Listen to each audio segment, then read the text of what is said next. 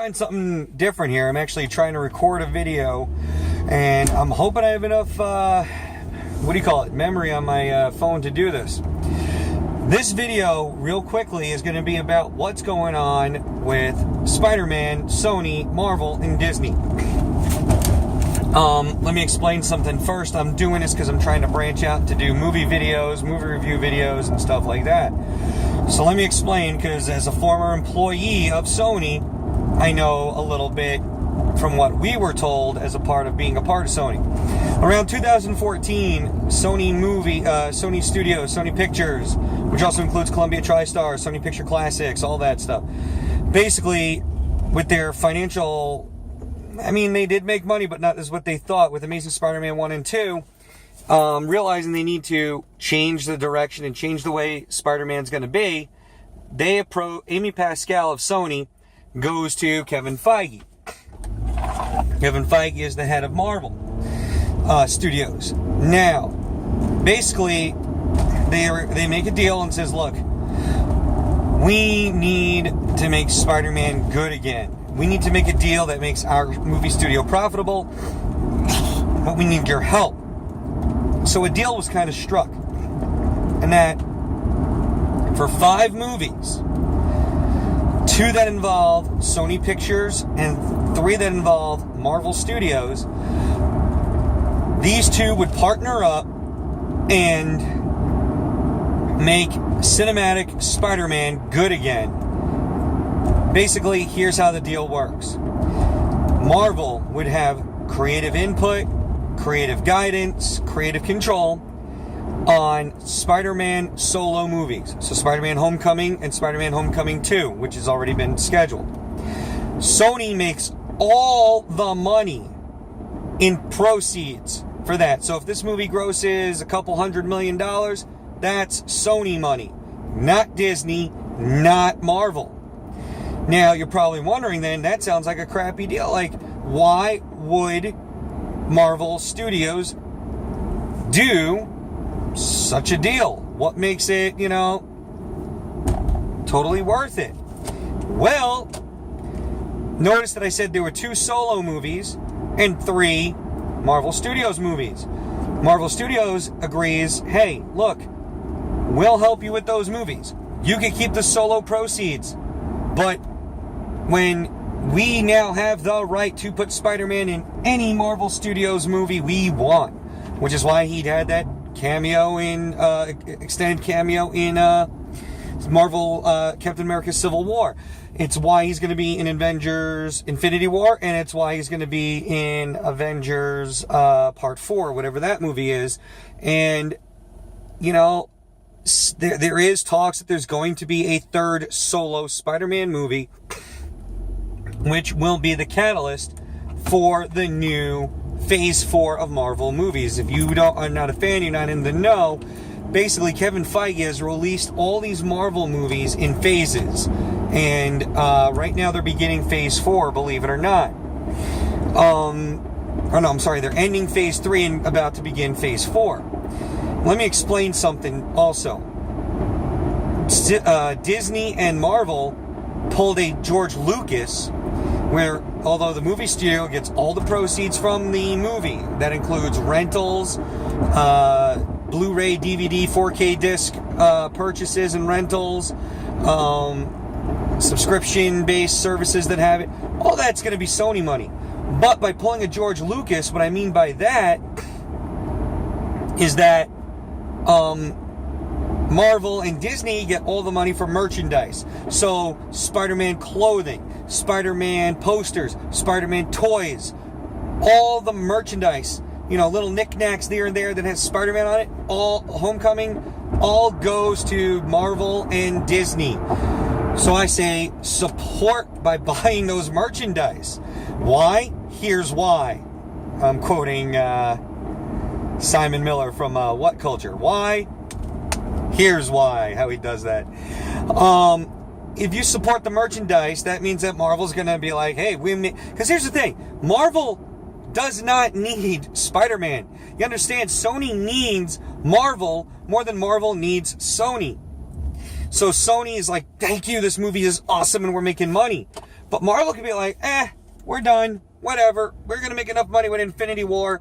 You know, and they're going to. They're going to make, I mean, that movie's just going to print money. Infinity War, when it comes out, Avengers 3 next year, oh my God. That's all I'm going to say. So, what do you do then? If you're Marvel and DC, how do you make money on a property you do not have? Well, I'm going to give you a little spoiler for Infinity War. Spider-Man has roughly about 20 to 25 minutes of screen time in Infinity War. Now, this does not mean he's in the main scenes, does not mean he's in the movie for 25 minutes consecutively. My prediction is that he's going to be, when Thanos and the Black Order come down and start to conquer Earth, I think Spider-Man is going to be your street-level based hero. And he's going to be then called up to the big leagues. You know, they're going to need him for the Infinity, what the rumor is, Infinity Gauntlet is the title of Part 4. Avengers Infinity Gauntlet. So I don't know why they flip-flopped it, because in comic books, the Gauntlet came first, then Infinity War came second. But the point is that Marvel, if they promote Spider-Man in their movies, they in other words, they do what they're doing with Hulk, because Hulk's rights are technically universals. Technically, that's another video for another time. So what's going to happen here is this, is that if you can promote Avengers, but really have Tom Holland, Spider-Man, and Peter Parker in Avengers 4 for a good chunk of that movie, and you make a whole bunch of toys, you throw the McDonald's in there, you make a video game with, I mean, you do it right, you will cash money. I mean, George Lucas did not make money on the Star Wars movies. George Lucas made the money on the Star Wars toys and blankets and then I mean, that's why you saw Star Wars merchandise everywhere. That's why the running joke in the movie Spaceballs is merchandising. Everything is merchandising. Spaceballs, the toilet paper. I mean, that's what George Lucas did. That's what Disney and Marvel are going to do. Now, Sony openly admitted that when they made this deal, Marvel and Disney also got the rights back to television Spider-Man, which means that's why you saw the cartoon Spectacular Spider-Man go away. It got deleted. All right, there's a Matt Hardy thing. Delete. And what happened is that Disney launched Ultimate Spider-Man under their Disney XD banner.